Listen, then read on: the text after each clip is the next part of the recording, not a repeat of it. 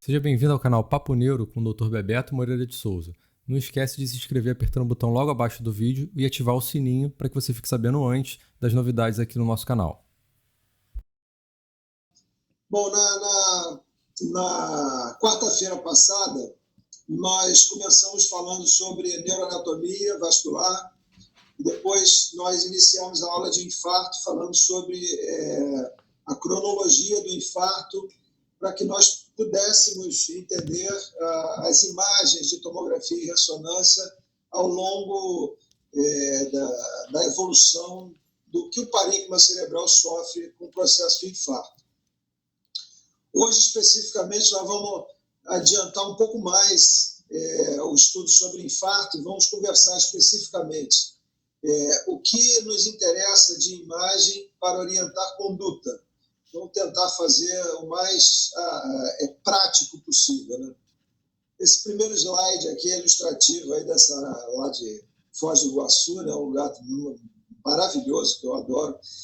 E para contrastar duas coisas interessantes que a gente vai ver na aula aqui para pegar esse gancho aqui. Ó. A primeira é a beleza natural da fisiologia do infarto, que seria o equivalente às cataratas aqui. Ó. Espetáculo, realmente. Não é nada tão belo quanto as cataratas do Iguaçu. Né? E, por outro lado, também o que o ser humano é capaz de fazer. Transformar em imagem a fisiologia cerebral, nas imagens cerebrais, sem invadir o doente, é uma coisa fantástica, quase como Itaipu, aqui, né? Uma obra espetacular. Então, vamos lá.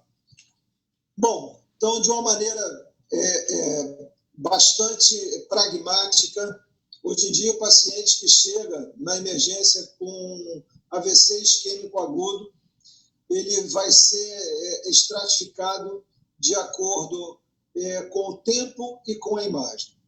Então, a partir do momento em que ele entra na emergência, ele vai ser encaminhado para o setor de imagem e ele vai fazer TC, ressonância ou ambas. Na maioria das vezes, ele vai fazer somente a tomografia computadorizada e ele tem que sair do setor de radiologia com várias perguntas a serem respondidas, tá? Então, inicialmente ele vai para a TC, se a TC sem contraste definir que ele tem um infarto, ele já começa o trombolítico já na sala, dentro do tomógrafo. A partir daí a gente faz um estudo angiográfico, injeta contraste, faz angiografia. Algumas máquinas já permitem, numa única injeção, fazer angiografia em perfusão, outras você tem que fazer injeção separada. Se puder, e o paciente tiver condição, se ele sair da tomografia e puder fazer uma ressonância, melhor. Se não puder, tudo bem, a gente quebra o galho só com a tomografia. Se tiver hemorragia, o trombolítico está contraindicado, ou se for uma outra razão, nós vamos ver mais adiante, como o tumor, por exemplo. Se o paciente estiver sem hemorragia e a área do infarto for pequena, um aspecto maior que 7, vamos ver isso daqui a pouquinho, ou uma área de difusão alterada pequena, esse paciente, se tiver até 4 horas do início do quadro, ele vai fazer o trombolítico venoso, já começar o trombolítico venoso, logo após a fase sem contraste da tomografia, com o paciente ainda no tomógrafo. Fazendo angiografia, se o paciente tiver um trombo em grande artéria, ele vai sair dali, já após a trombólise venosa, e vai fazer a trombectomia arterial. Se o paciente, após fazer o estudo perfusional, não mostrar penumbras ou tiver colaterais pobres no estudo angiográfico, a trombectomia realmente tem que ser discutida bastante. Bom, em regra geral, o que se faz hoje no mundo? Existem basicamente 3 grandes correntes, né? Tem uma corrente que usa a penumbra através de imagem para estratificar o paciente que vai à trombectomia ou não. Há uma outra corrente que usa a chamada um mismatch clínico, ou seja, uma diferença entre umas alterações clínicas muito exuberantes para pouca área de infarto. Isso é um mismatch clínico. E um terceiro grupo que está cada vez aumentando mais é fazer trombectomia em todo mundo. Se o paciente tiver uma obstrução de grande vaso, eles vão tentar desobstruir, achando que isso pode ter, de alguma maneira, um benefício futuro. Mesmo que a gente não consiga quantificar em termos clínicos a melhora imediata, pode ser que no futuro esse adicional de sangue que o paciente receba com a reperfusão possa ser provado ser benéfico ainda no futuro. Então, basicamente, no mundo existem esses três grupos. Tá? Bom, então o que nós vamos ver aqui representar em imagem são essas alterações no parênquima cerebral. A imagem do trombo, a imagem do núcleo de infarto ou core do infarto e a imagem de penumbra, ou seja, uma área de isquemia, em que eu não consigo notar nenhuma alteração anatômica evidente, principalmente na tomografia, porém, quando eu faço um estudo fisiológico, um estudo perfusional, eu consigo demonstrar a presença de área de isquemia, que é uma área em risco, é uma área que tanto pode evoluir para ampliar a área do infarto, quanto pode evoluir para a total recuperação. Lembrar um ponto fundamental é que toda terapêutica visa tratar a área de isquemia. Uma vez a área infartada, nós não temos mais nada para oferecer para o paciente.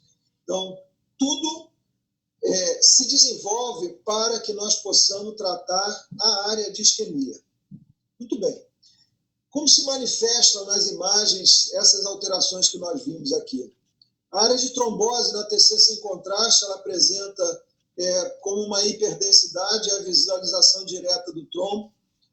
Lembrar que esse trombo ele é bem observado nas artérias maiores, mas na cerebral média, a partir dos ramos M2, fica muito difícil vê-lo. Mas carótida interna, cerebral média, até o ramo M2 dá para ver bem, na artéria basilar dá para ver muito bem. Enfim, até o ramo A2, o ramo P2, essa hiperdensidade, né, dentro da artéria é possível de ser visibilizada. Quando eu faço a angiografia por TC, o correspondente daquela trombose é a falha de enchimento. Se houver um trombo de mais idade, ele pode não ser hiperdenso e a única visualização na angiografia vai ser a falha de enchimento. Na angio-RM, a ausência do sinal de fluxo é a regra. Se eu injetar gadolínio, eventualmente pode ser necessário fazer uma angiografia por RM injetando gadolínio, na maioria das vezes não precisa, vai ser uma ausência de sinal. Nas imagens anatômicas aparece uma ausência do flow void.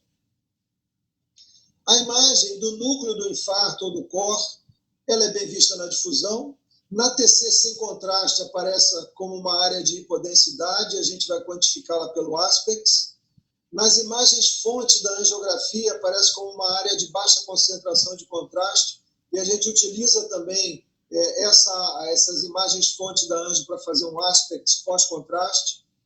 E da perfusão nos permite estabelecer de forma com ressalvas a área do infarto, correlacionando com o CBV diminuído, tanto na TC quanto na RM. Obviamente, na RM eu não preciso que eu tenha difusão. E a área de penumbra vai estar relacionada à área de CBF, né, a área de fluxo, ou a área de tempo de trânsito médio no estudo perfusional. Obviamente, separando esta área da área do infarto. Muito bem, então essas são as perguntas a serem respondidas no setor de imagem quando entra um paciente com um AVC isquêmico agudo.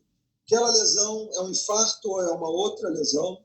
Qual o tamanho da área infartada? Isso é fundamental, uma vez que, se o infarto for muito grande, tem que se questionar, sobretudo a trombectomia, porque nós não tratamos infarto, nós tratamos isquemia.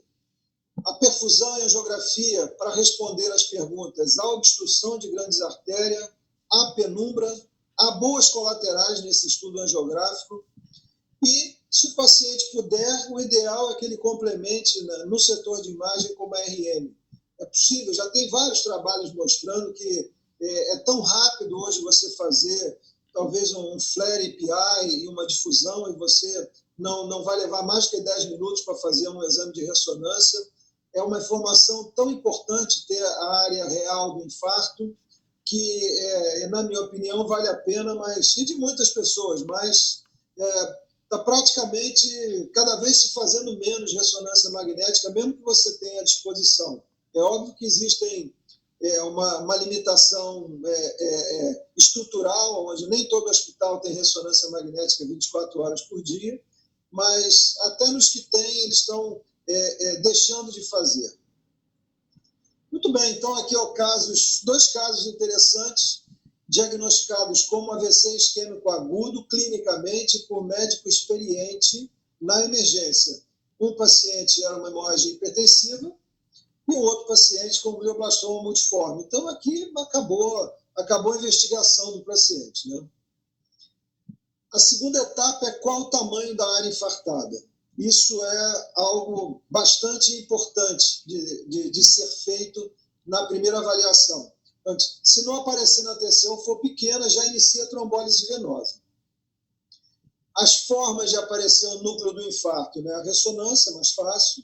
E aqui, isso aqui nós procuramos.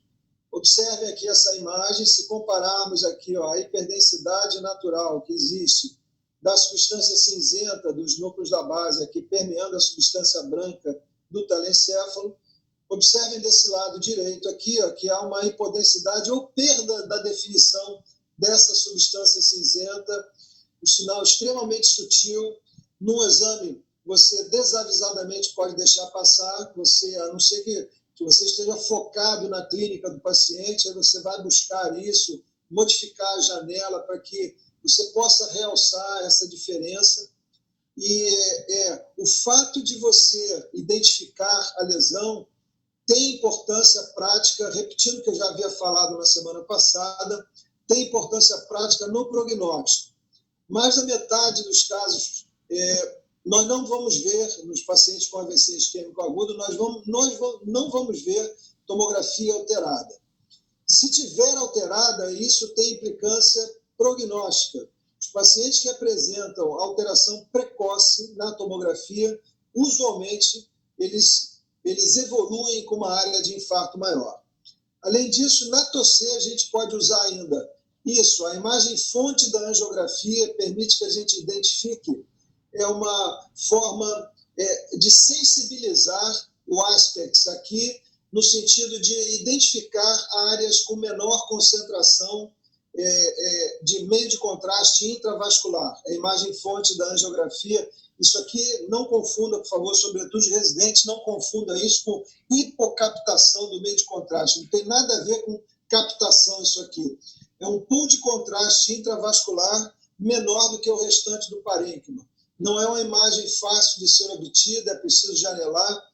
Isso aí no jargão geral aí dos corredores, eles chamam isso de difusão de pobre. Então essa imagem fonte da angiografia, uma imagem bem granulada, a gente consegue eventualmente identificar um pool de contraste intravascular diminuído regional. E a partir do momento que a gente faz a perfusão, a gente consegue identificar nos mapas de CBV, são os mapas que melhor se correspondem com a área final do infarto. Tá? De todos os mapas que nós vamos ver mais adiante, o CBV é aquele que se correlaciona melhor com a área final do infarto. Muito bem, então casos aqui, paciente jovem fazendo um AVC, nós estamos aqui diante de uma artéria cerebral média esquerda trombosada, uma hiperdensidade. Lembrar só o fato de que paciente mais idoso, com artérias mais ateroscleróticas, essa hiperdensidade causa muitas dúvidas, fica muito difícil ver em pacientes com muita doença ateromatosa essa hiperdensidade, a gente vê onde não tem hiperdensidade de grandes artérias. Nesse caso aqui, eu não consegui observar alteração nenhuma em núcleos da base, nem na região cortical, muito menos nesse plano aqui. Então, seria uma TC do parênquima praticamente normal, não vi nenhuma anormalidade, com uma trombose na cerebral média aqui. Esse caso aqui nós acabamos de ver, né, uma hipodensidade dos núcleos da base. Na região um pouco mais alta aqui, eu não consigo ver nenhuma alteração em relação ao hemisfério contralateral. Aqui é mais fácil de ver, uma área grande aqui, Em tese, isso aqui já, por si só, já contraindicaria já qualquer terapêutica, uma área grande de infarto, uma área maior do que 50, ou por volta de 50% do território da artéria cerebral média à esquerda, uma área grande de infarto aqui. E realmente a paciente evoluiu com uma área muito grande aqui de infarto, pegando quase todo o território da cerebral média à esquerda, numa área poupada aqui na frente. Seguramente mais de um terço aqui. Então, esse trabalho aqui foi que, a partir dele, que lá nos Estados Unidos, o FDA autorizou o uso de trombolítico. Então, os critérios de imagem eram basicamente uma TC sem contraste, que não tivesse hemorragia, e uma TC sem contraste normal, e se tiver lesão, que a lesão não fosse maior do que um terço do território da artéria cerebral média. Aqui reside o problema, que é você ter em mente e conseguir identificar na imagem o que realmente representa um terço do território da cerebral média. É algo absolutamente subjetivo e que varia muito intra-observador, de acordo com o dia, e inter-observador mais ainda. Então, os camaradas, os canadenses, eles bolaram aqui um ovo de Colombo aqui, para resolver esse problema, foi a criação desse Aspects aqui. Eu acho o Aspects difícil, mas ele é difícil de usar na prática aqui, principalmente em pacientes idosos. Se tiver lesão prévia, então não dá para usar, é impossível de usar. Ou então você usa, mas tem uma margem de erro gigantesca. Mas em pacientes jovens, se não tiver nenhuma lesão prévia, talvez fica mais fácil aqui usar. Bom, mas a base do Aspects é você setorizar apenas 2 planos de corte da tomografia computadorizada e você definir aqui 10 pontos. Você não vai olhar de forma aleatória e buscar a imagem. Você vai olhar ponto por ponto. Da mesma maneira, hoje, como nós estamos fazendo para quantificar áreas de opacidade no COVID. A gente divide, olha por lobos, fica mais fácil você quantificar a área geral. Então, separando por setores, a gente consegue identificar mais facilmente, comparando um hemisfério com o outro, as áreas alteradas. Então, são 10 pontos aqui, 6 áreas corticais e 4 áreas mais profundas, cabeça do caudado, cápsula interna, o núcleo lentiforme e a ínsula aqui. Faço uma ressalva aqui para a ínsula. A partir de uma certa idade, toda a ínsula tem alguma hipodensidade. Então, é a área mais difícil de se avaliar pelo Aspects aqui. Então, nesse caso aqui, um paciente mais jovem, onde fica mais fácil de quantificar pelo Aspects, eu daria aqui, nesse caso aqui, algo em torno de 5 a 7. Não dá para ir muito mais além disso, de você cravar isso com certeza. Muito bem. A terceira etapa é você fazer um estudo angiográfico, né? Saber se tem obstrução de grande artéria, porque a trombectomia intraarterial na verdade, o grande método que transformou a conduta no paciente com AVC isquêmico agudo. A trombólise intravenosa, para se ter uma ideia, de forma geral, você trata 14 pacientes para melhorar a vida de um. Na trombectomia intraarterial, você trata 3 pacientes e melhora a vida de 2. Então, realmente, é o grande método. Se puder o paciente ser tratado com trombectomia intraarterial, é para ser feito de forma urgente, é o grande método a ser utilizado. Então, se o paciente tiver obstrução de grande artéria, carótida interna, cerebral média até o ramo M2, cerebral anterior é mais difícil de desobstruir, mas é possível. Basilar, sempre que possível, tem que tentar desobstruir. Cerebral posterior é muito difícil de ser tentada, mas vertebrais e basilar, com certeza. Então, se tiver obstrução nessas grandes artérias, é possível se chegar com um aspirador, né, com os extratores de trombo e desobstruir essas artérias aqui. O dado fisiológico, em muitos centros, se usa a imagem para indicar, inclusive, quando se fazer a trombectomia, usa-se a penumbra, então a gente pode fazer isso. O estudo de colaterais também dá a ideia prognóstica. Os pacientes que tenham colaterais ruins, provavelmente esses pacientes vão ter infartos muito grandes. Lembrar o detalhe é que nós tratamos isquemia. E o paciente, quando tem uma obstrução de uma grande artéria, o que faz com que ele mantenha ainda a isquemia e não infarte são as colaterais. Se ele tiver colaterais boas, ele dá tempo suficiente para que o sistema hospitalar possa tratar ele. Dá tempo de fazer o diagnóstico, chamar a equipe de neurointervenção para fazer a trombectomia arterial. Tá? Muito bem. Então, aqui ó, a visualização da trombose. Na TC sem contraste, na angio-TC a falha de enchimento, e aqui também a diminuição do sinal de fluxo, aqui, ó, uma debilidade de fluxo na carótida interna, aqui na cerebral média. Aqui. Isso aqui pode ser um caso até de lesão combinada, né, de lesão baixa no pescoço e uma lesão mais alta intracraniana. Esse é o detalhe aqui ó, do sistema anastomótico, são as colaterais aí que vão ajudar o paciente a ganhar algum tempo para que ele possa ser tratado. Mais ou menos o que a gente está fazendo hoje aí com esse isolamento social parcial e esse estrangulamento econômico aqui. Ó. Nós estamos utilizando as colaterais possíveis para dar tempo do sistema hospitalar poder tratar adequadamente os pacientes. Então, aqui ó, são as colaterais. Nesse caso aqui, ó, nada a fazer. Esse outro caso aqui, apesar de as colaterais não funcionaram e o paciente aqui ó, fez um infarto muito grande com essa obstrução proximal. Aqui não adianta.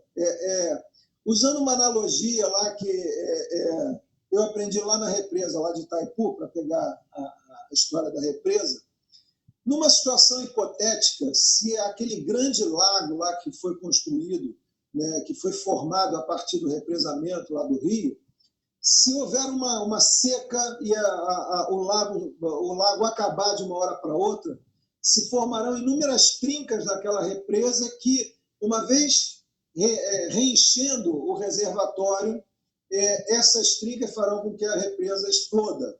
Então, talvez usando numa analogia, a gente possa aplicar nesse caso aqui. Ó.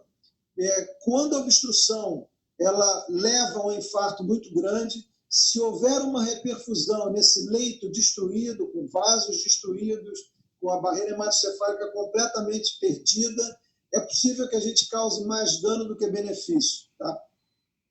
Em contrapartida, se o paciente tem colaterais suficientes, a área do núcleo do infarto é pequena e a área de isquemia é grande, apesar de ter uma obstrução proximal aqui, esse é o caso ideal aqui, ó, para que ele possa ganhar tempo com as colaterais e com a trombectomia ele ter a restauração do fluxo principal e salvar esse tecido. Muito bem. Aqui, então, alguns aparelhos mais modernos permitem que a gente faça esse estudo de colaterais utilizando reformatações a partir da perfusão. A perfusão, a gente faz uma aquisição, são 30 séries. Cada série a gente pode reconstruir usualmente com 25 imagens, isso no intervalo de 3 minutos. Então, a gente escolhe aleatoriamente aqui, estou dando um exemplo aqui, ó, em segundos, os blocos que nós vamos fazer a reconstrução MIP, e aqui nós vamos perceber aqui as colaterais. Ó. Desse lado de cá direito não há vasos cheios arteriais, e aqui já há vasos arteriais no hemisfério cerebral esquerdo preservado.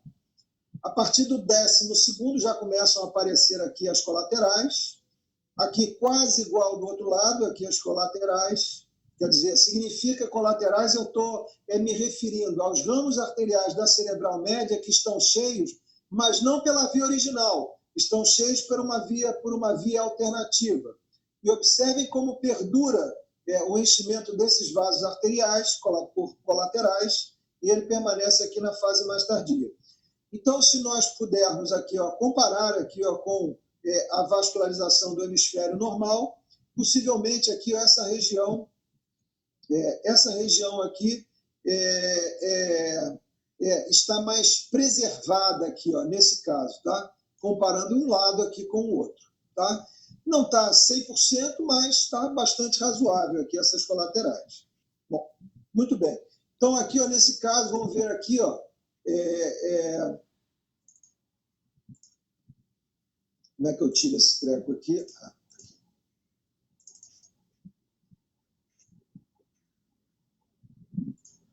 Muito bem. Então, aqui, ó, estudando colaterais boas, olha a obstrução aqui no ramo, nesse segmento M1 aqui à direita, e aqui aparecem alguns raminhos colaterais, e aqui um pouco mais à frente, né, no tempo, e mais acima do nível, a gente vê bons ramos colaterais. Isso é uma circulação colateral boa.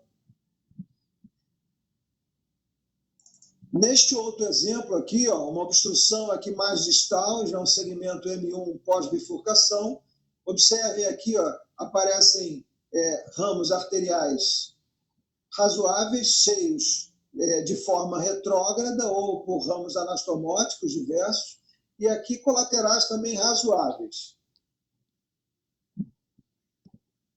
Colaterais mais discretos, observem a obstrução aqui de M1, poucos ramos arteriais nesse leito. Isso aqui, ó, um leito bastante desprotegido, né, por ramos colaterais. Aparecem esses ramos colaterais mais altos aqui em cima. E aqui o caso mais severo, onde eu tenho, além da obstrução aqui de M1, observe aqui, aparece um único ramo arterial aqui, ó, e todo esse leito arterial aqui, ó, ausente. Isso é o que chamam os autores de um padrão de colateral maligno. Isso aqui quase sempre corresponde a uma área de infarto muito grande. Então, na fisiologia do infarto, nós vamos estudar agora um pouquinho aqui de perfusão. Um detalhe interessante é saber o seguinte, né? É muito fácil estudar perfusão se você invadir o doente. E isso já há mais de 50 anos, e principalmente em animais, já se tem uma ideia clara do que acontece no parênquima cerebral quando você submete ele à isquemia. Então, na década de 70, lá um grupo de pesquisadores lá na Califórnia, eles estudando isquemia em macaco, eles descreveram praticamente todas as alterações fisiopatológicas do infarto, e a gente usa isso até hoje, e a gente identifica o que acontece na imagem. Então, de uma maneira geral, numa linha de tempo, o que acontece a partir do momento em que se faz uma obstrução arterial, se ocorre uma obstrução arterial, começa gradualmente, né, a diminuir a perfusão cerebral. Inicialmente, o fluxo sanguíneo se mantém constante às custas de um aumento de volume, aumento do CBV. Ele se mantém num platô, garantindo a perfusão por algum tempo, e depois isso decai. E a última reserva estratégica, o último recurso fisiológico que o parênquima cerebral tem para tentar salvar um leito isquemiado é aumentar a taxa de extração de oxigênio. Então, esse fenômeno é algo dinâmico, e o paciente, quando ele vai entrar na máquina para que nós possamos fazer um estudo perfusional, nós vamos tirar uma foto do paciente. Naquele momento em que ele está ali dentro da máquina, ele tem aquele estado fisiológico no que se refere à perfusão. A partir do momento em que ele sai da máquina, a situação já pode mudar completamente em minutos. Então, isso é um processo extremamente dinâmico. Ele é tão dinâmico que ele acontece de forma diversa. Por exemplo, nas obstruções arteriais tronculares, esse processo ocorre numa fase de tempo, num espaço de tempo muito curto. Em contrapartida, se você pegar, por exemplo, uma criança afogada, esse processo de isquemia ele é mais longo. Então, é um detalhe importante ter em mente que quando o paciente entra na máquina, a gente vai fazer um exame, a gente vai ter uma conclusão a respeito do estado fisiológico, mas aquilo só serve para aquele momento. Minutos depois, aquilo ali pode estar completamente diferente. Muito bem. Existem várias maneiras da gente estudar de forma não invasiva, né, o paciente sob o ponto de vista da perfusão. O que a gente lança a mão com mais frequência é TCRM, o PET é ótimo, os outros métodos de medicina nuclear também são muito bons, mas eles não entraram na prática clínica por diversas razões. Mas TC e RM se tornaram uma ferramenta usual na prática clínica. Bom, muito bem, vamos ver primeiro aqui com relação à perfusão na RM. Então, uma revisão disso, de efeito do gadolínio. Nós estamos habituados a usar o efeito do gadolínio em T1, porém, o gadolínio injetado na circulação, numa veia periférica, ele vai alcançar a circulação intracraniana, ele vai fazer cair o sinal em T2. E aí que vai a gente surpreender essa chegada do gadolínio no interior do sistema vascular intracraniano, e nós vamos fazer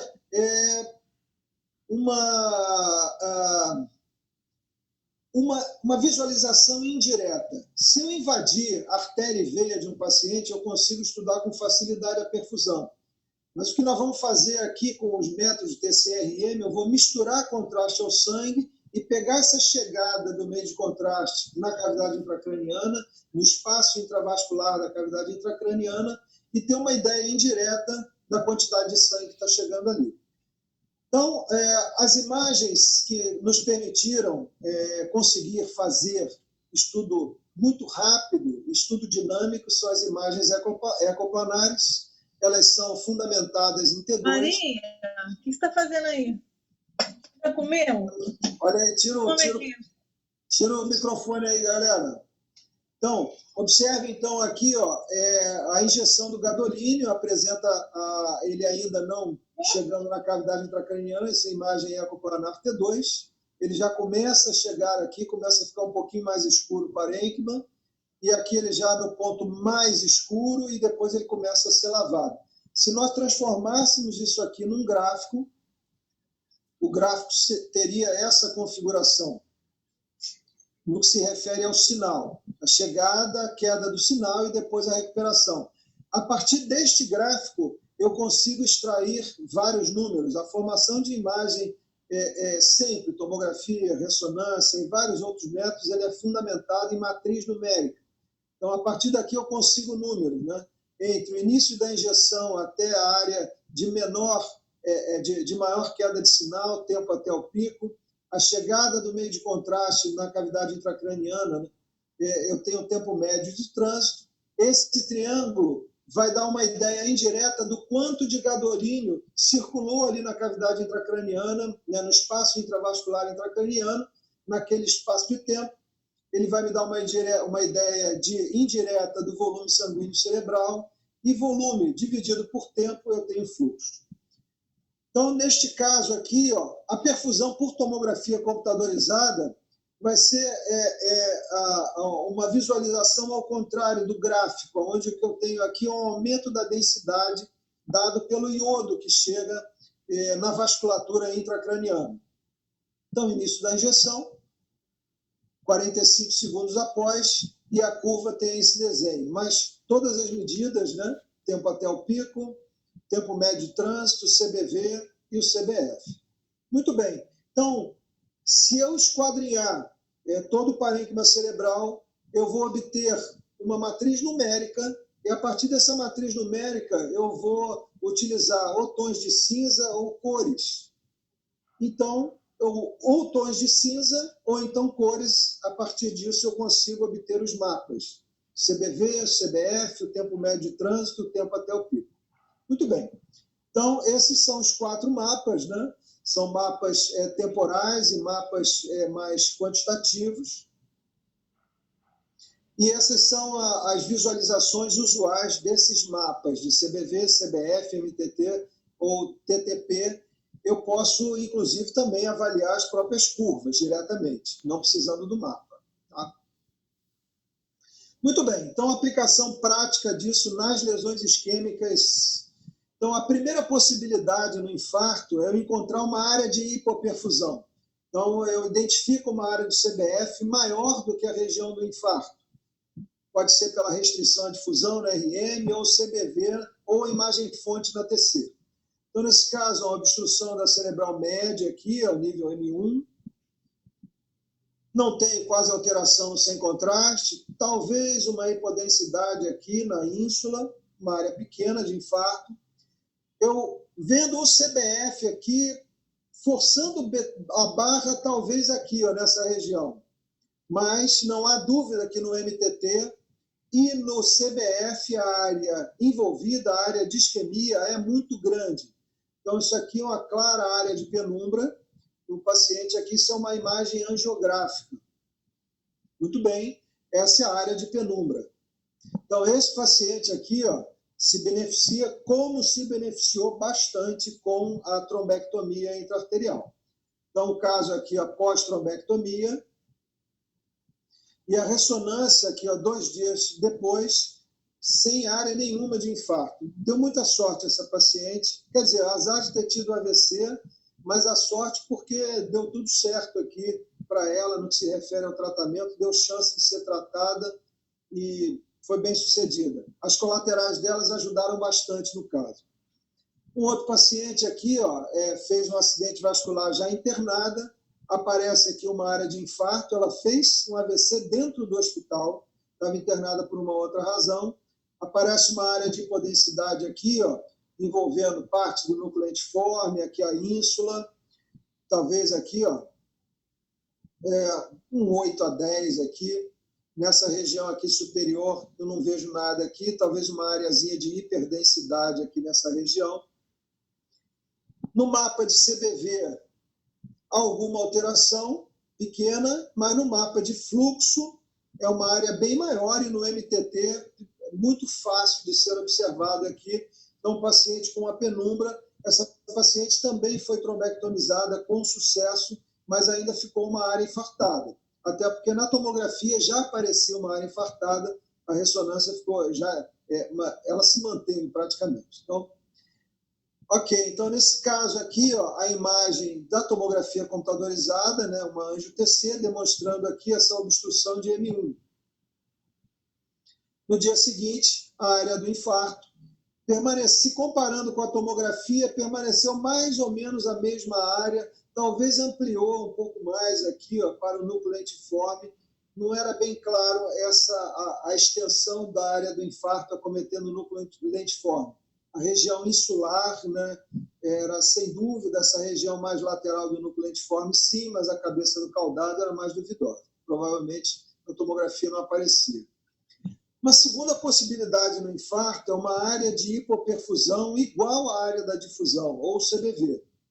Então, esse paciente aqui, ó, na imagem fonte angiográfica, né, o chamado aspects, o aspects potencializado ou a difusão de pobre aqui, ó, imagem fonte, observe uma área de concentração menor de contraste intravascular aqui, correspondendo a essa área de CBV mais reduzido, e um CBF aqui também praticamente a mesma coisa, talvez um pouquinho maior, mas se tiver alguma penumbra, muito pouco aqui, né? Um paciente jovem também com afasia súbita.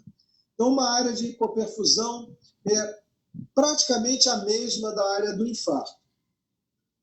Uma terceira possibilidade no infarto é uma área de hipoperfusão menor do que a área da difusão. Sim, isso acontece. Se o fluxo estiver restaurado, mesmo aquela área já infartada, ela pode ter a sua perfusão já restaurada. Não adianta mais nada, não salva mais tecido, mas a perfusão pode ser restaurada naquela região.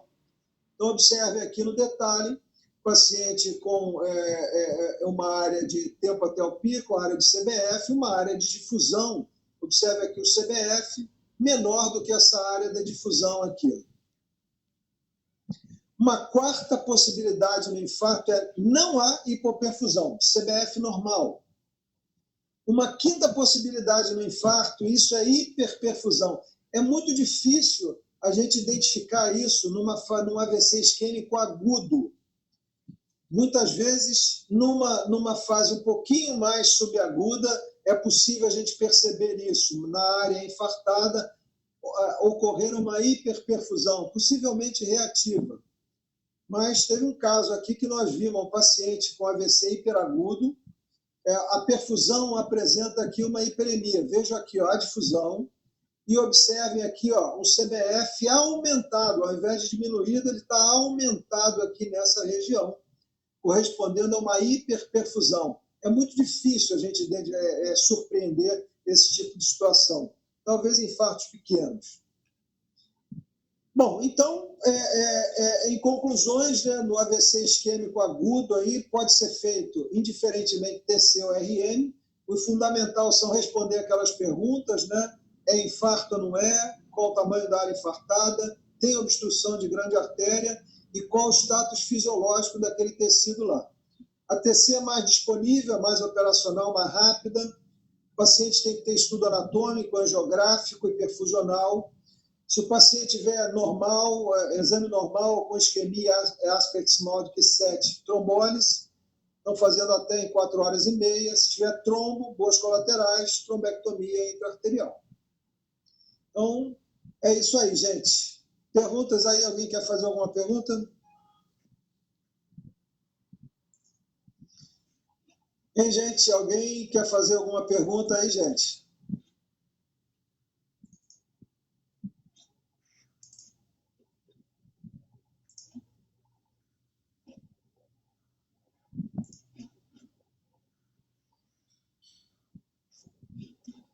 Cadê eu aqui, ó? Peraí que eu me perdi aqui, gente.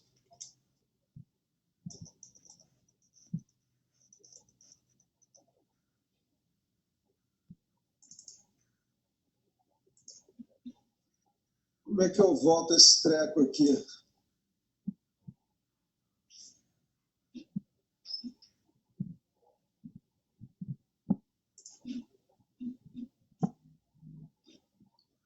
Alguém, se estiver me ouvindo aí, me dá um sinal aí, dá uma ajuda aí, que eu acho que eu saí. Ah, vamos lá aqui, ó. Bom, vamos lá, gente. Estamos continuando aqui, ó.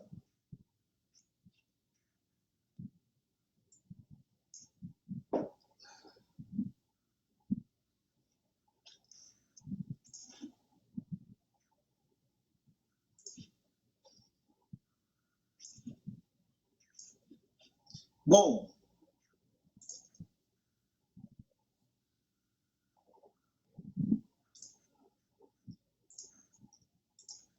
vamos lá, gente. Dá um ok alguém aí, se estiver tudo certo, estiver ouvindo o que aconteceu aí, dá um ok alguém aí, gente. Tá tudo certo, doutor Fábio. Valeu. Tudo bem, eu me perdi aqui nos controles, aqui um instantinho. Alguém, gente, alguém tem alguma pergunta aí que queira fazer, que eu posso... deixa eu ver aqui no chat, aqui, ver se alguém fez alguma pergunta.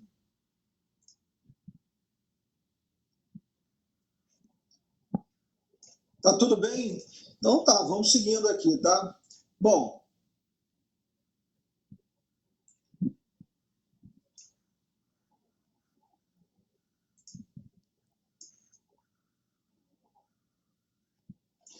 aqui então, gente, nós iniciamos então com a cronologia do infarto, observando aspectos de imagem ao longo do tempo.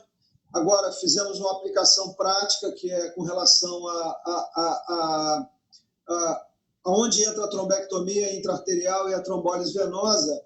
Agora nós vamos dar um passo adiante, que é estudar essa divisão territorial dos infartos, nos ajuda a entender o que causou o infarto, qual a causa do infarto. Então, esse é o objetivo deste segmento da aula aqui, ó.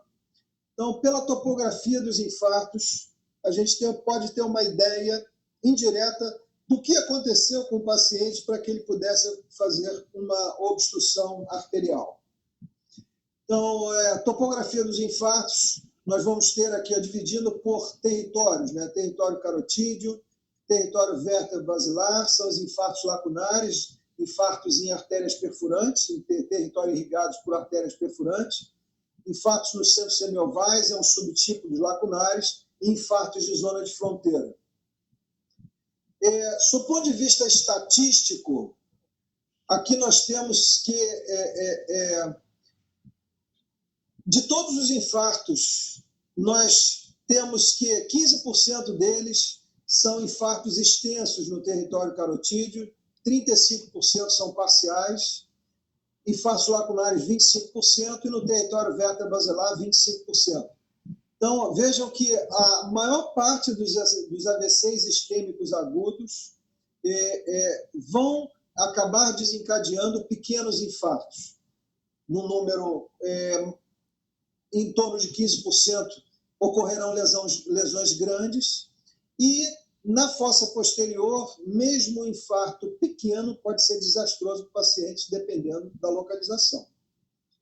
Nos subtipos de infarto baseado no mecanismo causal, isso nos dá uma ferramenta importante para tratar o paciente, saber o que está causando o infarto no paciente. Então, doenças de grandes artérias em 15% dos casos, doenças de pequenas artérias em 25%, aí entra aqui hipertensão, diabetes, cardioembolismo de 15% a 27%, outras etiologias 2%, isso considerando os pacientes de uma forma global. Se nós pegarmos aqui subgrupos em jovens, o número de dissecções é muito mais frequente, e isso aqui de etiologia indeterminada ou múltipla em 35% dos casos. Então, apesar da gente tentar chegar o mais próximo possível da razão na imagem, através da imagem, da causa do infarto, muitas das vezes a gente não consegue. Nos infartos extensos, as causas mais frequentes são obstruções, né, da artéria carótida interna ou por dissecção da artéria carótida interna. Então, os infartos extensos ou infartos malignos é quando eles acometem pelo menos 2 dos 3 territórios da ACM, 2/3, mais da metade do território da cerebral média, o quadro clínico é mais grave, a mortalidade é maior, 10 a 15% de todos os infartos cerebrais. Então, esse é um caso que a paciente já percebeu, a paciente praticamente acordou, né, e teve logo um AVC, paciente em coma, um infarto extenso, muito extenso aqui, ó, pegando quase todo o hemisfério cerebral esquerdo. Um outro paciente também, ó, que pega grande parte do território da artéria cerebral anterior e uma boa parte, pelo menos a metade aqui, ó, do território da artéria cerebral média, num paciente com uma obstrução carotídea. Observe aqui um hipossinal de fluxo nessa carótida interna, cerebral anterior e média, aqui à esquerda. Observem na angiografia aqui, ó, a carótida interna direita normal e aqui a carótida interna obstruída logo após a sua emergência. Aqui as artérias vertebrais. Uma área de infarto grande aqui, ó, na obstrução da carótida interna direita, ao nível cervical. Essa cerebral anterior protegida pela anastomose da comunicante anterior, não suficiente para irrigar completamente o outro território, aqui a comunicante anterior, paciente com uma obstrução proximal. Notem no detalhe. Infartos menores, a causa é tromboembolismo e aterosclerose de grandes artérias. Então, quando infartos menores no território da artéria cerebral média, a evolução clínica ruim em poucos casos e a baixa mortalidade. Isso aqui, ó, uma área pequena de infarto no território da artéria cerebral média. Este paciente já havia apresentado infarto prévio. E aqui a gente vê a área do CBV, já restaurada a perfusão, a área de perfusão, se correlacionando aqui com a difusão, já houve uma restauração de fluxo. Nesse caso, já não se aplica mais o CBV como indicador da área de infarto, mas, no entanto, ainda tem uma área de debilidade de fluxo aqui, ó, manifesta por esse mapa temporal. Uma área de infarto aqui, não pequena, não muito pequena, pegando a metade da do território da artéria cerebral média esquerda, apesar do paciente ter uma restauração de fluxo aqui, ó.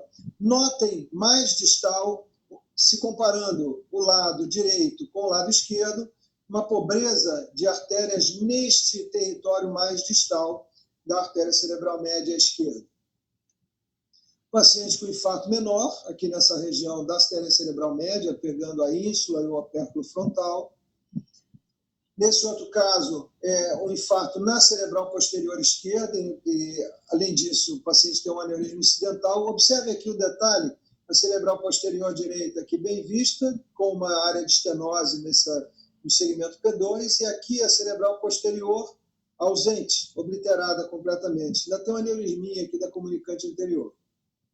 Paciente com uma área de infarto também da cerebral posterior, os ramos perfurantes talâmicos também obstruídos geram essa área de infarto na região pulvinar, né, a área posterior aqui do tálamo, e uma ateromatose aqui da artéria vertebral e basilar. Observem.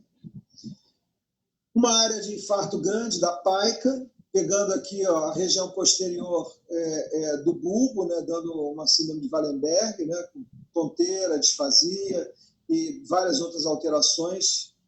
Infartos cardioembólicos são múltiplos infartos, né, atribuídos a trombos cardíacos ou do arco aórtico, ou se o paciente tiver uma comunicação esquerda-direita, intracardíaca, ele pode fazer cardioembolismo com tromboses em outros sítios, tipo nos membros inferiores ou na pelve. Então, o diagnóstico do AVC cardioembólico é quando os infartos acometem mais de um território diferente, seja um território, um dos dois carotídeos e o outro vértebro-basilar. Então, paciente com um infartinho aqui no território vértebro-basilar, e aqui ó, uma lesãozinha aqui no tálamo posterior, e um infartinho na região frontal alta, aqui no território carotídeo, território vértebro-basilar, infarto num paciente com trombos cardíacos. Um outro caso aqui ó, de paciente com infartinhos cerebelares, aqui na transição ponto-mesencefálica, e um infartinho frontal, pós-CAT. Infartos lacunares são infartos menores do que meio centímetro. A maioria dos pacientes são assintomáticos e a causa é doença de pequena artéria, hipertensão, diabetes, embolismo, artéria arterial também pode causar, cardioembolismo, trombose local. Vamos ver alguns casos aqui. Ó. As artérias que nutrem o tronco cerebral são artérias fininhas, artérias perfurantes, como nós vimos na quarta-feira passada. Então, isso é uma área de infarto aqui ó, na região bulbar, e o paciente, além disso, apresenta outros infartos lacunares em outros sítios. Paciente com doença ateromatosa, e aqui ainda tem um cistinho aracnoide. Então, um detalhe aqui ó, daquela distribuição, a geometria dos setores, dos territórios de irrigação no tronco cerebral, né? Mesencéfalo, ponte e bulbo. Então, a identificação de uma lesão com essa geometria favorece o diagnóstico do infarto. Observe aqui uma lesão peduncular, correspondendo aqui a este território. E aqui, no caso, o paciente com uma lesão antiga, na transição ponto-mesencefálica, e uma lesão mais recente aqui à esquerda. Observem a diferença no território arterial. As artérias perfurantes que irrigam os núcleos da base, dando esse tipo de infarto aqui lacunar, uma lesãozinha pequena aqui mais cortical. Uma outra lesãozinha pequena, outra ainda aqui ó, na ponte. No dia seguinte a lesão ampliou, é possível que isso seja uma ampliação da área de isquemia, ou então um agravamento, um novo reinfarto, é possível que isso aconteça. Uma lesãozinha talâmica numa estenose de P1. Observe no detalhe aqui ó, da angiografia do segmento P1, com uma estenose bem evidente, uma estenose crítica aqui. É nessa região aqui da cerebral posterior que sobem as perfurantes, que vão irrigar a região posterior do tálamo. Uma delas aí, ou algumas delas, podem ter obstruído e causado esse pequeno infarto talâmico. Infartos de zona de fronteira estão relacionados à zona de fronteira entre o território da cerebral anterior e média. Então, significa um segmento onde você tem menor proteção anastomótica. Observe, então, aqui as causas, né, oclusão ou severa estenose da carótida interna, cervical, ou hipotensão, ou pode ter os dois mecanismos aqui, ó, hiperperfusão ou embolização distal. Então, essa distribuição, os infartos distribuídos nesta faixa indicam para a gente a gênese. Isso aqui é mais fácil de ver, né, quando existe uma faixa entre os territórios de irrigação da cerebral anterior e média. Aqui, ó, mais pontilhado, se estivesse isoladamente, poderia até por um momento eu pensar na possibilidade dele ser cardioembólico. Mas nesse caso aqui, como tem essa faixa, fica mais fácil. Então, o paciente, observe a ausência do flow void na carótida interna deste lado, o paciente com uma obstrução na carótida interna direita e determinando esse infarto de zona de fronteira. Outro paciente aqui também, vejam aqui a diminuição do sinal de fluxo da cerebral média esquerda, o segmento A1, e uma diminuição do sinal de fluxo dessa carótida interna se comparado com o outro lado. E apresenta vários infartos distribuídos de forma ordenada ao longo do território de zona de fronteira. Observe aqui no detalhe, eles mais espaçados, mas ainda assim eles guardam essa distribuição ao longo da faixa de zona de fronteira. Paciente com hipossinal de fluxo aqui na artéria cerebral, na cerebral média, e aqui na carótida interna mais facilmente visibilizado, e uma obstrução da carótida interna esquerda ao nível da sua emergência. Anóxia difusa, como o cérebro é lesado todo por igual, vão ser mais realçadas na imagem as zonas de maior sensibilidade à isquemia, quais sejam a zona profunda de irrigação, a região dos núcleos da base, e a córtex. A córtex, pela alta demanda metabólica, ela é mais suscetível a ser infartada, a sofrer infarto. E os núcleos da base, a região mais profunda, elas estão mais suscetíveis à isquemia porque são territórios de irrigação terminal. O fluxo anastomótico naquela região é muito débil, né? Vejam aquela imagem que eu acabei de mostrar de ramos perfurantes. Então, é uma circulação terminal. Aonde a gente vai observar um paciente jovem, né, que fez uma liposcultura e fez uma parada cardiorrespiratória, e a gente observa aqui no T1 uma discreta hiperdensidade aqui na região cortical. Observe no FLAIR também alguma hiperdensidade cortical, mais difícil de ver. A hiperintensidade de sinal nos núcleos da base é mais evidente aqui, ó. Mas não se engane, né? O parênquima cerebral como um todo está lesado. A gente, como só não tem diferenças regionais, a gente tem mais dificuldade de fazer o diagnóstico. No paciente com uma anóxia mais tardia, ele começa, o encéfalo, a partir da anóxia difusa, ele começa a atrofiar, e aí fica mais fácil de ser observado. Uma lesão difusa na substância branca e um encéfalo atrófico no paciente não tão velho. Tá? É isso aí, gente. Nessa parte aqui, então, o foco deste segmento de aula aqui é voltado para, ao observar a distribuição dos infartos, tentar entender as causas que o levaram. Então, perguntas aí, gente? Se alguém tem alguma pergunta, quer fazer aí no chat, ou quer abrir o microfone e fazer uma pergunta, alguma coisa?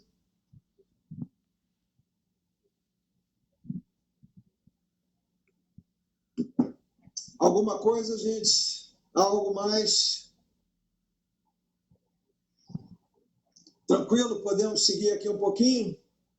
Então, hoje eu vou estender um pouquinho mais aqui. Ó, nós vamos falar sobre trombose venosa. Já conversamos aqui basicamente como, além de hipóxia difusa, falamos como obstruções arteriais. Vamos falar um pouquinho sobre trombose venosa.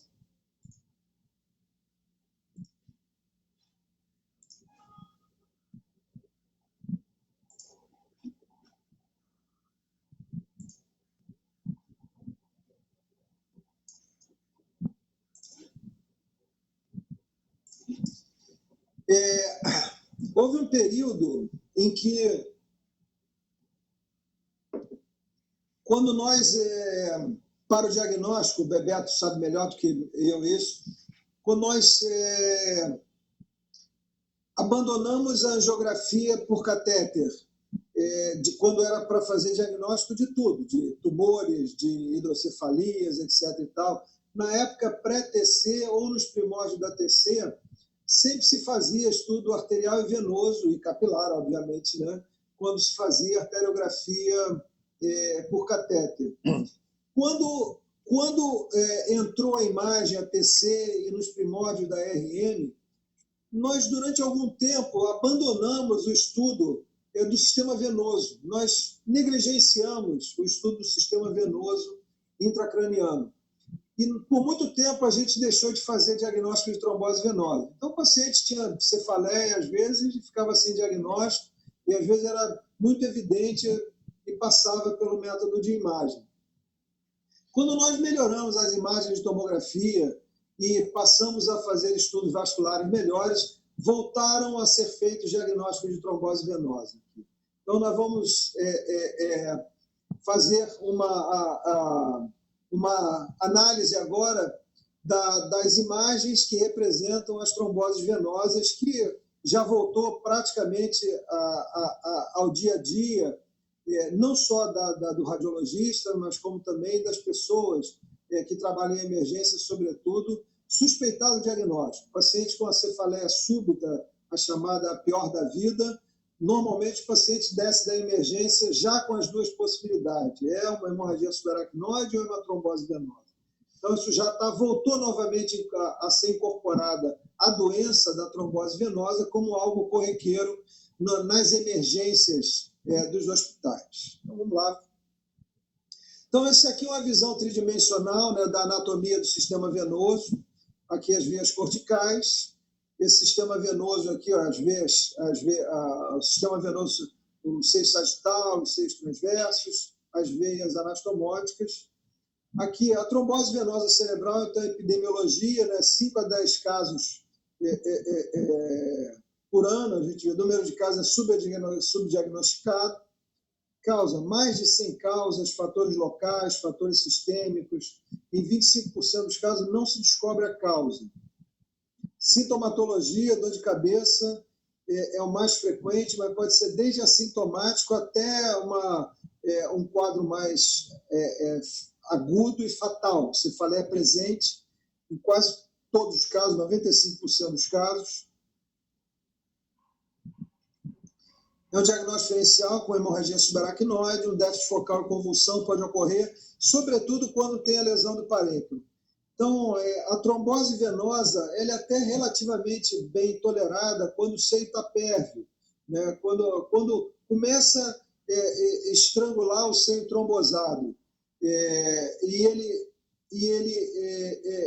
trombosa a veia, aí isso repercute no parênquima e aí o paciente começa a ter déficit neurológico focal. E aí as coisas podem ficar muito mais graves. Tá? Hipertensão intracraniana presente em 20 a 40% dos casos. Então, essa é a anatomia do sistema venoso, né? As folhas durais criam esses canais venosos, aqui o seio sagital superior, que se comunica na região da tórcula com os outros seios venosos, seio reto, os seios transversos, que se ligam aqui aos seios sigmoides e daí vão desaguar nos canais jugulares.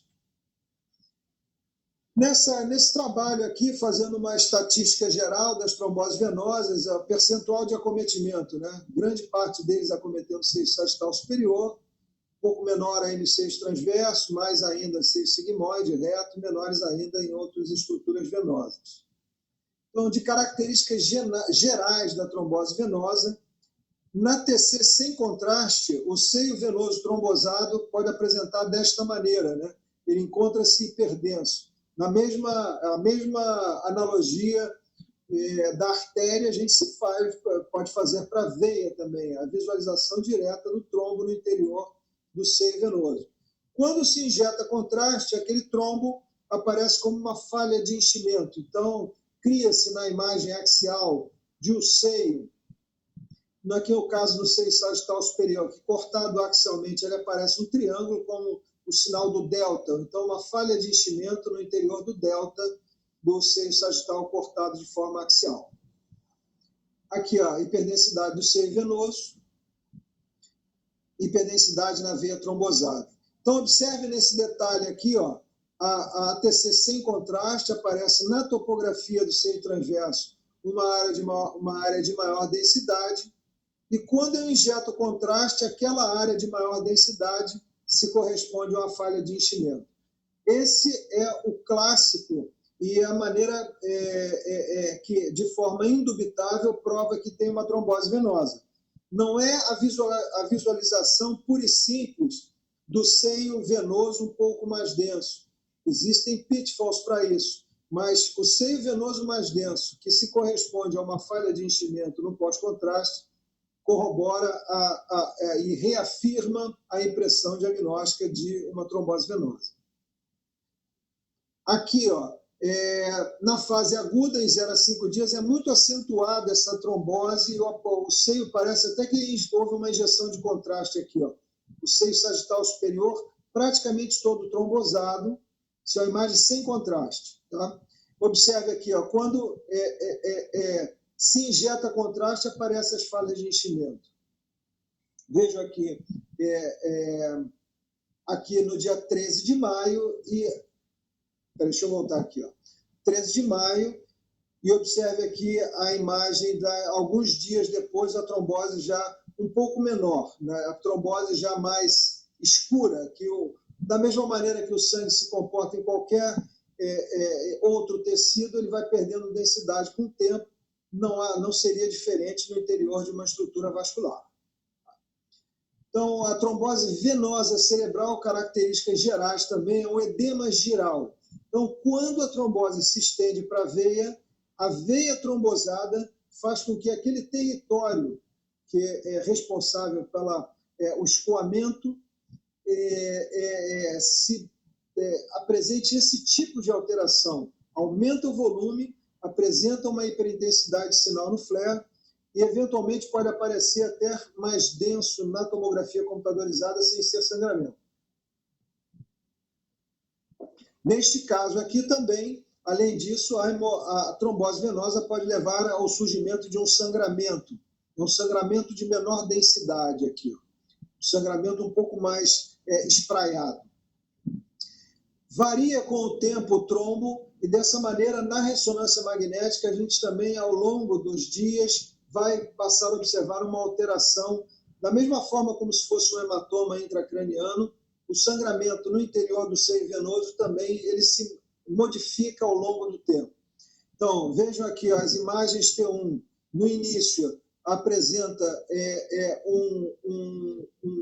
uma trombose, ele um pouco predomina aqui a isointensidade, e depois de 6 a 15 dias predomina a hiperintensidade no T1, e a ponderação T2 na fase aguda predomina a hipointensidade na fase aguda, e depois ele se torna mais hiperintenso também na fase mais subaguda tardia, representando a metahemoglobina extracelular. Muito bem. Então, observe aqui na TC sem contraste, uma trombose evidente aqui ó, do seio transverso, bem hiperdenso esse seio, então sugere que é uma trombose mais recente. Observe aqui na ressonância sem contraste, apresenta aqui um trombo isointenso. Após a injeção do meio de contraste, apresenta aqui ó, uma rima bem fininha de meio de contraste margeando este trombo, e a imagem de hipointensidade também em T1, uma trombose recente nesse seio transverso. Contrapartida, observem aqui, ó, o paciente aqui ó, no dia 13 de março, uma trombose no seio sagital superior, apresenta um trombo mais isointenso, e 5 dias depois, essa trombose aparece aqui, ó, hiperintensa em T1. Então, na evolução, ao longo dos dias, o trombo se modificou na ressonância magnética.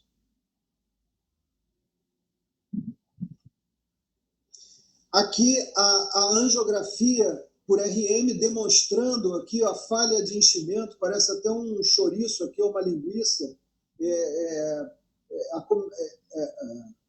ocupando grande parte aqui do seio sagital superior. Notamos aqui o seio reto aqui pérvio completamente, e a reconstrução aqui mais tridimensional, bonita, mas mais misturada aqui, parece uma macarronada esse material aqui, essa imagem. A angio-TC aqui não tem trombose, é só para demonstrar que a gente não faz de rotina, mas uma reconstrução do sistema venoso obtida através de uma angio-TC também pode ser feita, também pode originar imagens tão boas quanto da ressonância magnética. Então vamos ver aqui ó, os tipos de trombose aqui, ó. Então uma trombose pode ser extensa, acometendo como todo o seio aqui, ó, como nós já vimos agora, mas ela, no entanto, ela pode ser também fracionada. E ela pode se estender para as veias corticais. Então, utilizando uma imagem aqui, ó, uma imagem do Néter, onde tem aqui as folhas durais que formam o seio venoso, né? A lâmina dural externa e aqui interna, formando esse canal aqui endotelizado, o seio venoso. Então, a trombose no seio venoso, ela se estende para a veia e determina aqui um edema na região giral, acometendo sobretudo a córtex. Então, esse edema giral discreto, e aqui até uma lesão expansiva, simulando aqui um tumor, ou então infarto arterial aqui, ó. Isso é um diagnóstico diferencial bem difícil com o infarto arterial. Tá? Na maioria das vezes, essas lesões são reversíveis. Tá? Aqui, ó, um autor ele descreveu aqui uma categorização dessa trombose venosa que não pegou. Ninguém faz isso. Eu nunca vi ninguém fazer isso aqui, usar, mas existe. Tá? Então, paciente com trombose venosa com relação à lesão parenquimatosa, o tipo 1 se anormalidade, tipo 2 o hipersinal em T2, tipo 3 com realce pós-contraste, tipo 4 se tiver hemorragia. Eu, sinceramente, nunca vi ninguém usar essa classificação. Aqui é interessante a trombose venosa profunda. Tá? Aqui os infartos são as lesões com alto sinal na difusão e baixo sinal na DC. Então, o paciente fez uma trombose aqui de seio reto e apresentou esses infartos na região do estalo. Então, quando o paciente restringe difusão, é possível que no meio daquela área de edema haja também uma área de infarto venoso. Isso aqui é um detalhe interessante, né? Quando eu injeto contraste, como há uma obstrução ao escoamento natural através do seio venoso, o sangue, para sair da cavidade intracraniana, ele encontra uma via anastomótica através do sistema periférico. Então, os vasos durais ficam engurgitados e a dura também engurgita. Então, ela fica bastante impregnada aqui, espessa, porque ela está fazendo o retorno venoso desse paciente, uma vez que há uma trombose aqui no seio sagital superior. Veias profundas também ficam engurgitadas para desviar o sangue do sistema venoso periférico para o sistema venoso profundo. Quando o paciente tem uma trombose de seio e de veia, eventualmente ele pode, a pressão aumentada subitamente pode causar uma ruptura vascular e o paciente fazer uma hemorragia naquele leito que está sobre hipertensão venosa. Então, observe aqui no detalhe umas áreas de edema geral, aqui nessa região parietal, aqui frontoparietal, próximo ao sulco central, e observe uma área de hemorragia na região aqui, ó, parieto-occipital. Uma área de hemorragia extensa. Esse é um detalhe interessante, né? Apesar de ser um quadro agudo, os hematomas eles são peculiares. Quando assume esse aspecto, a gente pensa como primeira possibilidade diagnóstica uma trombose venosa. É uma hemorragia, sim, mas é um hematoma diferente. Ele é bem homogêneo, mas ele é esmaecido, como se fosse um hematoma já de passado alguns dias. Quando acontece esse tipo de imagem, a gente suspeita fortemente de uma trombose venosa como causa dessa hemorragia.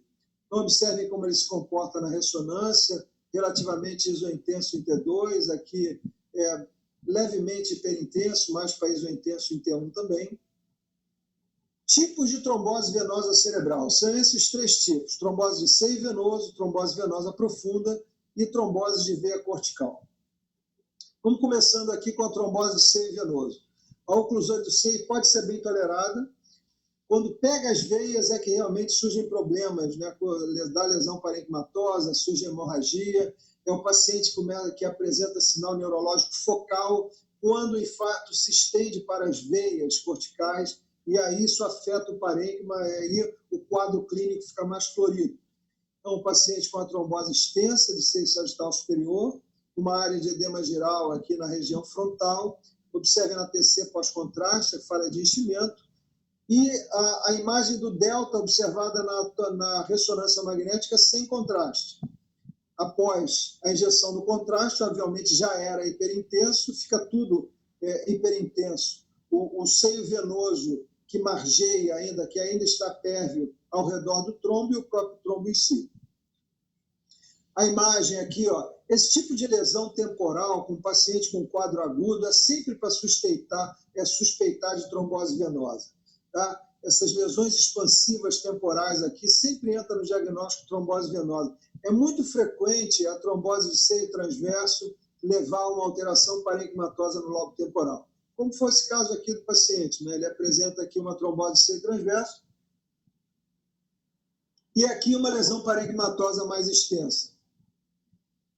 Vejam aqui no caso a imagem da falha de enchimento na imagem fonte da angiografia por ressonância magnética. Aqui uma área de edema que vai fazer diagnóstico diferencial com qualquer lesão expansiva aqui no lobo temporal. Isso aqui também faz diagnóstico diferencial com infarto arterial e, no caso, o paciente apresentando uma trombose venosa. Observe aqui no detalhe da angiografia venosa a trombose do seio transverso. Não só do seio transverso, mas ela se estendendo aqui, ó, para o seio sigmoide, e aqui não aparece nem a veia jugular. Trombose venosa profunda é a trombose das veias cerebrais internas e, eventualmente, das veias de Galeno. Mais de 80% evolui sem sequelas. Então, nesse caso aqui, ó, o padrão arterial ele é muito fácil de ser visto, mas, no entanto, o padrão de distribuição territorial venosa ele não é muito obediente. Tem tantas variações venosas que é muito difícil que uma lesão venosa obedeça exatamente um padrão arterial, um padrão territorial bem definido. Muita variação anatômica no sistema venoso, muito sistema de drenagem alternativo. Então, nesse caso aqui, ó, as áreas talâmicas elas têm um sistema de escoamento feito por essas veias cerebrais profundas. E quando elas estão obstruídas, quando a veia de Galeno, essas veias corticais cerebrais profundas se dirigem para a veia de Galeno e daí ao seio reto. A veia de Galeno está aqui, aqui é o seio reto. Quando elas obstruem, causa essas lesões talâmicas aqui.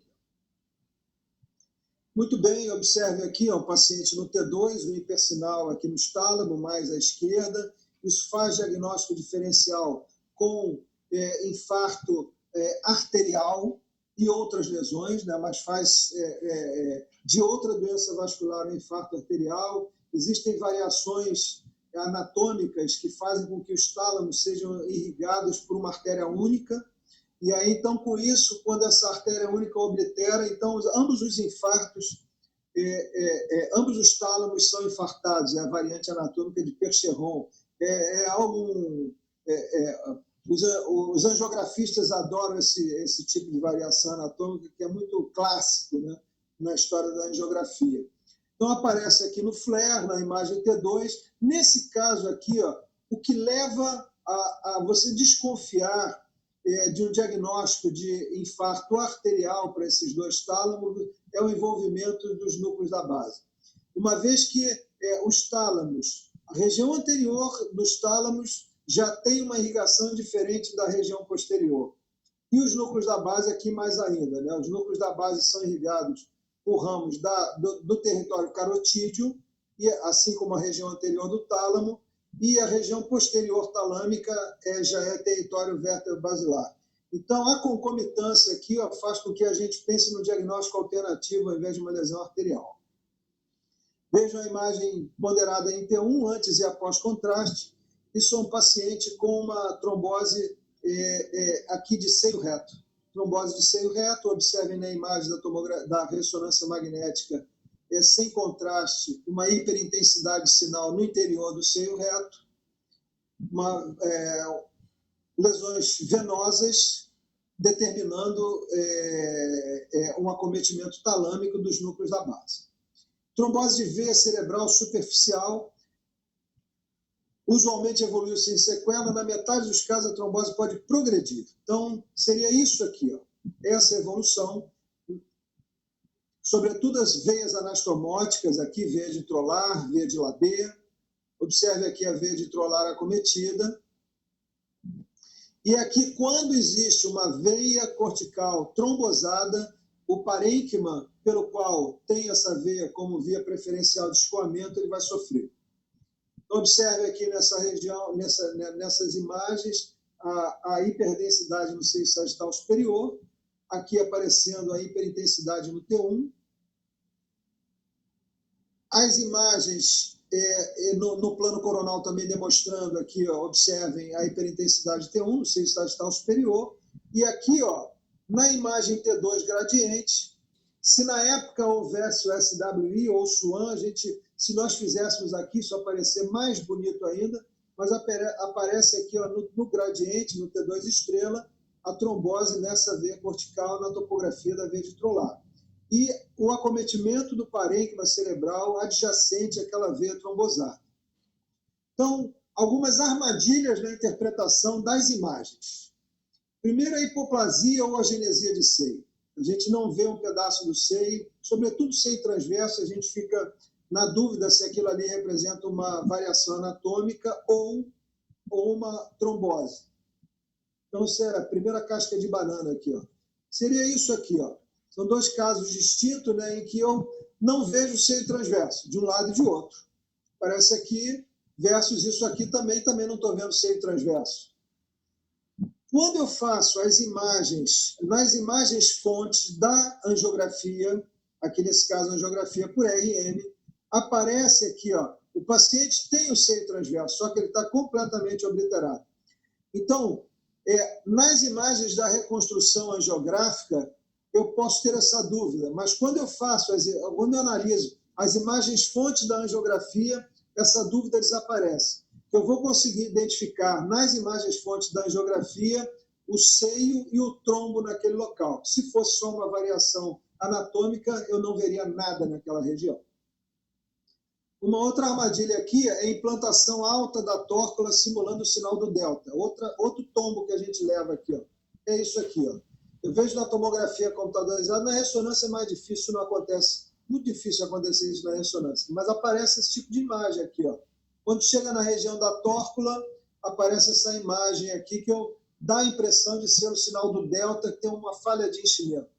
O que acontece é isso, uma tórcula mais alta, aparece um V pronunciado aqui, ó, e o corte, quando ocorre neste Vzinho aqui, ó, da tórcula, forma essa imagem que simula o sinal do delta. E como é que eu saio dessa armadilha aqui?